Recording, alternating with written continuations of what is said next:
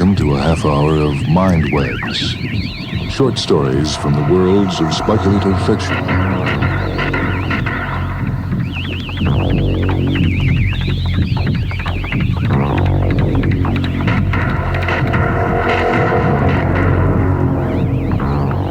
This is Michael Hanson with a MINDWEB story that first appeared in Galaxy of June 1953. It is reprinted in Groff Conklin's collection, Science Fiction Terror Tales. This is Philip K. Dick's Imposter. One of these days, I'm going to take time off, Spence Olam said at first meal. He looked around at his wife. I think I've earned a rest. 10 years is a long time. And the project? The war will be won without me. This ball of clay of ours isn't really in much danger. The news machines alter dispatches to make it appear the outspacers are right on top of us. You know what I'd like to do on my vacation? I'd like to take a camping trip in those mountains outside of town where we went that time, remember? Sutton Wood. Mary began to clear away the food dishes. The wood was burned a few weeks ago. I thought you knew. Some kind of flash fire. Olam sagged. I didn't even try to find the cause. No one cares anymore. All they can think of is the war. He clamped his jaws together, the whole picture coming up in his mind. The outspacers, the war, the needle ships. How can we think about anything else? Olam nodded. She was right, of course. The dark little ships out of Alpha Centauri had bypassed the Earth cruisers easily, leaving them like helpless turtles. It had been one-way flights all the way back to Terra. All the way until the Protect bubble was demonstrated by Westinghouse Labs. Thrown around the major Earth cities and finally the planet itself, the bubble was the first real defense, the first legitimate answer to the outspacers, as the news machines labeled them. But to win the war, that was another thing. Every lab, every project was working night and day, endlessly to find something more, a weapon for positive combat. His own project, for example, all day long, year after year. Olam stood up. Like the sword of Damocles, always hanging over us. I'm getting tired. All I want to do is take a long rest, but I guess everybody feels that way. He got his jacket from the closet and went out on the front porch. The chute would be along any moment, the fast little bug that would carry him to the project. He said, I hope Nelson isn't late. It's almost 7. Here the bug comes, Mary said, gazing between the rows of houses. The sun glittered behind the roofs, reflecting against the heavy lead plates. The settlement was quiet. Only a few people were stirring. Mary said, see you later. Try not to work beyond your shift. Olam opened the car door and slid inside, leaning back against the seat with a sigh. There was an older man with Nelson. Well, Olam said as the bug shot ahead. You heard any interesting news? The usual, said Nelson. A few outspace ships hit, another asteroid abandoned for strategic reasons. It'll be good when we get the project into final stage. Maybe it's just the propaganda from the news machines, but in the last month I've gotten weary of all this. Everything seems so grim, no color to life. Do you think the war is in vain? The older man said suddenly. You are an integral part of it yourself. This is Major Peters, Nelson said. Olam and Peters shook hands. Olam studied the older man. What brings you along so early? I don't remember seeing you at the project before. No, I'm not with the project, but I know something about what you're doing. My own work is altogether different. A look passed between him and Nelson. Olam noticed it and he frowned. The bug was gaining speed, flashing across the barren, lifeless ground toward the distant rim of the project buildings. What is your business? Olam said. Or aren't you permitted to talk about it? I'm with the government, said Peters. With FSA, the security organ. Oh, Olam raised an eyebrow. Is there any enemy infiltration in this region? As a matter of fact, I'm here to see you, Mr. Olam. Olam was puzzled. He considered Peters' words, but he could make nothing of them. To see me? Why? I'm here to arrest you as an outspace spy. That's why I'm up so early this morning. Grab him, Nelson. The gun drove into Olam's ribs. Nelson's hands were shaking, trembling with released emotion, his face pale. He took a deep breath and let it out again. "Shall we kill him now?" he whispered to Peters. "I think we should kill him now. We can't wait." Olam stared into his friend's face. He opened his mouth to speak, but no words came. Both men were staring at him, steadily, rigid and grim with fright. Olam felt dizzy. His head ached and spun. Then he murmured, "I don't understand. I don't understand." At that moment, the chute car left the ground and rushed up, heading into space. Below them, the project fell away, smaller and smaller, disappearing. Olam shut his mouth. "We can wait a little," Peters said. "I want to ask him some questions first." Olam gazed dully ahead as the bug rushed through space. "The arrest was made all right," Peters said into the vidscreen. On the screen, the features of the security chief showed. "It should be a load off everyone's mind, Chief." "Any complications?" "No, none. He entered the bug without suspicion. He didn't seem to think my presence was too unusual." "Where are you now?" "On our way out, just inside the protect bubble. We're moving at maximum speed. You can assume that the critical period's passed. I'm glad the takeoff jets in this craft were in good working order. If there'd been any failure at that point..." "Let me see him." The security chief gazed directly at Olam where he sat, his hands in his lap, staring ahead. "So that's the man." He looked at Olam for a time. Olam said nothing. At last the chief nodded to Peters. All right, that's enough. I've seen all I want. You've done something that'll be remembered for a long time. They're preparing some sort of citation for both of you." "Well, that's not necessary," Peters said. "How much danger is there now? Is there still much chance that..." "Well, there's some chance, but not too much. According to my understanding, it requires a verbal key phrase. In any case, we'll have to take the risk." "I'll have the moon base notified you're coming." No, I'll land the ship outside, beyond the base. I don't want to put it in jeopardy." Just as you like." The chief's eyes flickered as he glanced again at Olam. Then his image faded, the screen blanked. Olam shifted his gaze to the window. The ship was already through the protect bubble, rushing with greater and greater speed all the time. Peters was in a hurry. Below him, rumbling under the floor, the jets were wide open. They were afraid, hurrying frantically because of him. Next to him on the seat, Nelson shifted uneasily. "I think we should do it now. I'd give anything if we could get it over with." "Oh, take it easy," Peters said. "I want you to guide the ship for a while so I can talk to him." He slid over beside Olam, looking into his face. Presently, he reached out and touched him gingerly on the arm and then on the cheek. Olam said nothing. "If I could let Mary know," he thought again. "If I could find some way of letting her know." He looked around the ship. How? The vidscreen? Nelson was sitting by the board holding the gun. There was nothing he could do. He was caught. Trapped. But why? "Listen," Peters said. "I want to ask you some questions. You know where we're going. We're moving moonward. In an hour, we'll land on the far side, on the desolate side, and after we land, you'll be turned over immediately to a team of men waiting there. Your body will be destroyed at once. You understand that? Within 2 hours, your parts will be strewn over the landscape. There won't be anything left of you." Olam struggled out of his lethargy. "Can't you tell me?" "Certainly, I'll tell you. 2 days ago, we received a report that an outspace ship had penetrated the protect bubble. The ship let off a spy in the form of a humanoid robot. The robot was to destroy a particular human being and take his place. Inside the robot was a U-bomb. Our agent didn't know how the bomb was to be detonated, but he conjectured that it might be by a particular spoken phrase, a certain group of words. The robot would live the life of the person he killed, entering into his usual activities, his job, his social life. He'd been constructed to resemble that person, and no one would know the difference." Olam's face went sickly chalk.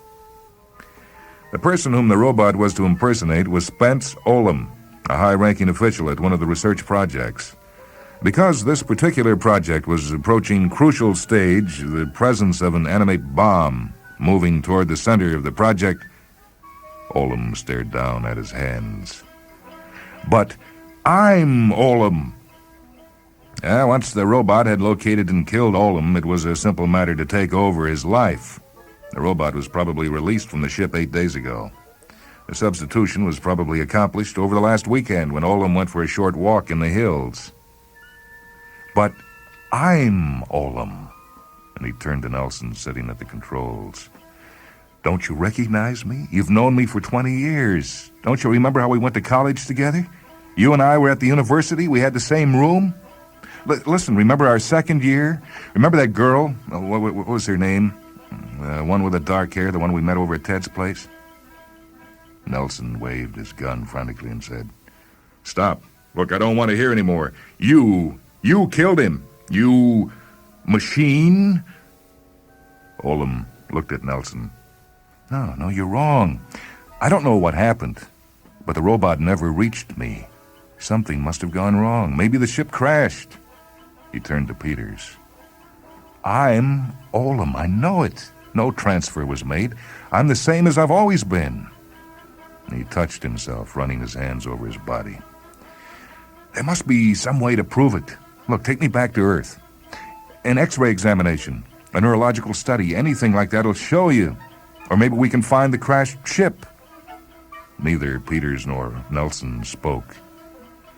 I am Olam, he said again. I know I am, but I can't prove it. Well, the robot, said Peters. The robot would be unaware that he was not the real Spence Olam. He would become Olam in mind as well as body. He was given an artificial memory system, false recall. He would look like him, have his memories, his thoughts and interests, perform his job. But there would be one difference. Inside the robot is a U-bomb, ready to explode at the trigger phrase. That's the one difference. That's why we're taking you to the moon. They'll disassemble you and remove the bomb. Maybe it will explode, but it won't matter. Not there. Olam sat down slowly. He lay back, thinking frantically as the ship dropped slowly down. Under them was the pitted surface of the moon, the endless expanse of ruin. What could he do? What would save him? In a few minutes he would be dead. Down below he could see a tiny dot, a building of some kind. There were men in the building, the demolition team, waiting to tear him to bits. They would rip him open, pull off his arms and legs, break him apart, and when they found no bomb, they'd be surprised. They would know, but it would be too late. Olam looked around the small cabin. Nelson was still holding the gun. There was no chance there. If he could get to a doctor, have an examination made, that was the only way. Mary could help him. He thought frantically, his mind racing. Only a few minutes, just a little time left. If he could contact her, get word to her in some way. The ship came down slowly, bumping on the rough ground. There was silence. Olam said, Listen, I can prove I'm Spence Olam. Get a doctor. Bring him here. There's the squad, Nelson pointed. They're coming. I hope nothing happens. Oh, we'll be gone before they start work, Peters said. We'll be out of here in a moment. He put on his pressure suit. When he had finished, he took the gun from Nelson. I'll watch him for a moment. Nelson put on his pressure suit, hurrying awkwardly. How about him? He indicated Olam. Will he need one? No, Peters shook his head. Robots probably don't require oxygen. The group of men were almost to the ship. They halted, waiting. Peters signaled to them. Come on! He waved his hand, and the men approached, warily, stiff, grotesque figures in their inflated suits. If you open the door, Olam said, it means my death. It'll be murder. Open the door, Nelson said, and he reached for the handle. Olam watched him. He saw the man's hand tighten around the metal rod. In a moment the door would swing back. The air in the ship would rush out. He would die. And presently they would realize their mistake. Perhaps at some other time, when there was no war, men might not act this way, hurrying an individual to his death because they were afraid. Everyone was frightened. Everyone was willing to sacrifice the individual because of the group fear. He was being killed because they could not wait to be sure of his guilt. There was not enough time. He looked at Nelson. Nelson had been his friend for years. They had gone to school together. He had been best man at his wedding. Now Nelson was going to kill him. But Nelson was not wicked. It was not his fault. It was the times. Perhaps it had been the same way during the plagues, when men had shown a spot. They probably had been killed too, without a moment's hesitation, without proof, on suspicion alone. In times of danger, there was no other way. He did not blame them, but he had to live. His life was too precious to be sacrificed. Olam thought quickly, what could he do? Was there anything? He looked around. Nelson said, "Here goes." "You're right," Olam said. The sound of his own voice surprised him. It was the strength of desperation. "You're right. I have no need of air. Open the door." They paused, looking at him in curious alarm. "Go ahead. Open it. Makes no difference." Olam's hand disappeared inside his jacket. "I wonder how far you two can run." "Run? You have 15 seconds to live."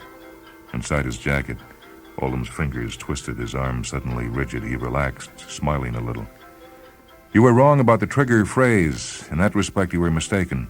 14 seconds now." Two shocked faces stared at him from the pressure suits. Then they were struggling, running, tearing the door open. The air shrieked out, spilling into the void. Peters and Nelson bolted out of the ship. Olam grasped the door and dragged it shut.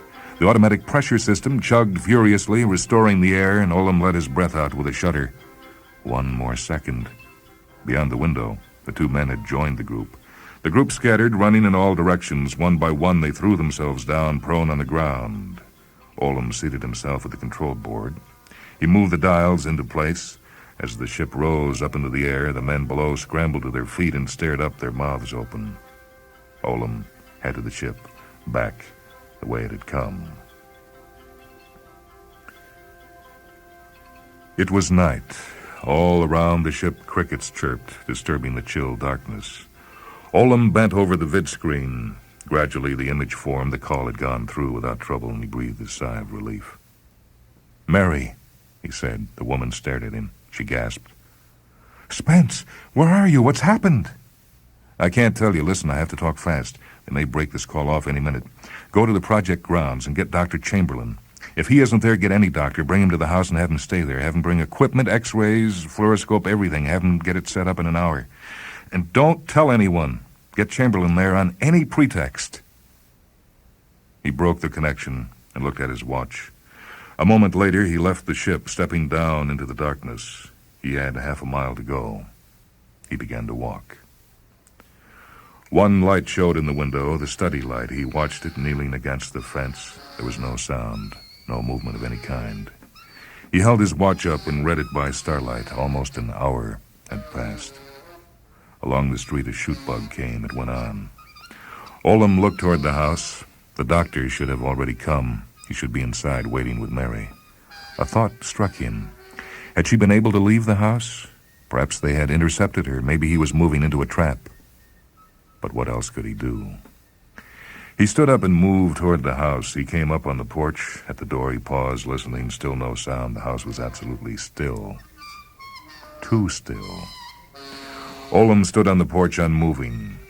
They were trying to be silent inside. Why? It was a small house, only a few feet away. Beyond the door, Mary and Dr. Chamberlain should be standing. Yet he could hear nothing, no sound of voices, nothing at all. He looked at the door. It was a door he had opened and closed 1,000 times every morning and every night. He put his hand on the knob. Then all at once he reached out and touched the bell instead. The bell pealed off some place in the back of the house. Olam smiled. He could hear movement. Mary opened the door. As soon as he saw her face, he knew. He ran, throwing himself into the bushes. A security officer shoved Mary out of the way, firing past her. The bushes burst apart. Olam wriggled around the side of the house. He leaped up and ran, racing frantically into the darkness. A searchlight snapped on, a beam of light circling past him. He crossed the road and squeezed over a fence. He jumped down and made his way across a backyard. Behind him, men were coming, security officers shouting to each other as they came. Olam gasped for breath, his chest rising and falling. Her face, he had known at once, the set lips, the terrified, wretched eyes. Suppose he had gone ahead, pushed open the door and entered. They had tapped the call and come at once, as soon as he had broken off. Probably she believed their account. No doubt she thought he was a robot, too. Olam ran on and on. He was losing the officers, dropping them behind. Apparently, they were not much good at running. He climbed a hill and made his way down the other side. But where to this time? What was there left? He had lost the ship, the one hope of escape. They were at his home.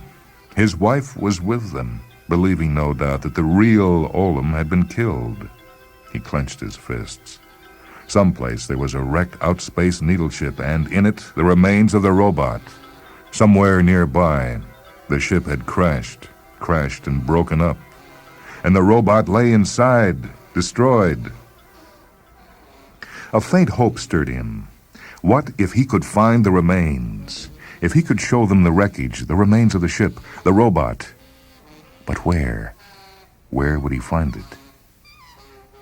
He walked on, lost in thought. Someplace not too far off, probably. The ship would have landed close to the project. The robot would have expected to go the rest of the way on foot. He went up the side of a hill and looked around. Crashed and burned. Was there some clue, some hint? Had he read anything, heard anything? Some place close by, within walking distance, some wild place, a remote spot where there would be no people? Suddenly, Olam smiled. Crashed and burned. Sutton Wood. He increased his pace. Down below him, strewn across the clearing and into the charred stumps that had been Sutton Wood, lay a tangled mass of wreckage. In the sunlight it glittered a little, gleaming darkly. He had not had too much trouble finding it. Sutton Wood was a place he knew well. He'd climbed around it many times in his life when he was younger. He had known where he would find the remains. There was one peak that jutted up suddenly without warning. A descending ship unfamiliar with the wood had little chance of missing it. And now he squatted looking down at the ship, or what remained of it. A charred branch cracked. A figure appeared, coming forward uncertainly. Olam took a deep breath. Only a few seconds remained, perhaps the last seconds of his life. He raised his arms, peering intently. It was Peters. "Peters!" Olam waved his arms. Peters lifted his gun, aiming. "Don't fire! Wait a minute! Look past me, across the clearing!" "I found him!" Peters shouted, and security men came pouring out of the burned woods around him. "Don't shoot! Look past me! The ship, the needle ship, the outspace ship, look!" Peters hesitated. The gun wavered. "It's down there! I knew I'd find it here, the burned wood. Now, believe me, you'll find the remains of the robot in the ship. Look, will you?" "Hey, there is something down there," one of the men said. And another voice said, "Shoot him." It was Nelson. "Wait." Peters turned sharply. "Wait, I'm in charge. Don't anyone fire. Maybe he is telling the truth." "Shoot him. He killed Olam. Any minute he may kill us. If the bomb goes off..." "Shut up." And Peters advanced toward the slope. He stared down. "Look at that." He waved two men up to him. "Go down there and see what it is." The men raced down the slope across the clearing. They bent down, poking in the ruins of the ship. The two men stood up. "What have you found?" Peters said. He held the gun steady. "Is there anything there?" Looks like something. It's a needle ship, all right. There's something beside it." "I'll look." Peters strode past Olam. Olam watched him go down the hill and up to the men. The others were following after him, peering to see. It's a body of some sort. Look at it." Olam came along with them, and they stood around in a circle, staring down. On the ground, bent and twisted into a strange shape, was a grotesque form. It looked human, perhaps, except that it was bent so strangely, the arms and legs flung off in all directions, the mouth was open, the eyes stared glassily.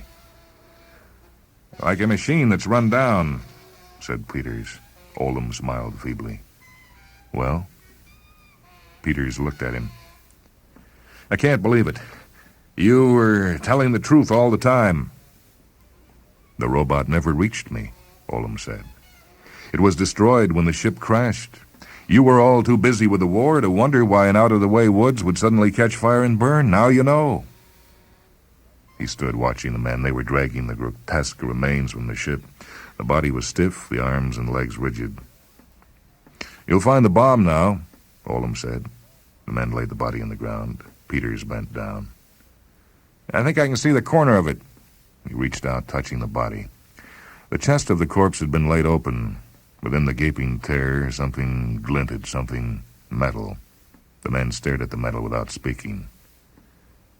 That would have destroyed us all if it had lived. That metal box there.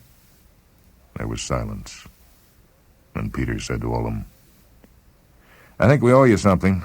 This must have been a nightmare to you. If you hadn't escaped, we would have... Oldham said, I knew, of course, that the robot had never reached me, but I had no way of proving it to you.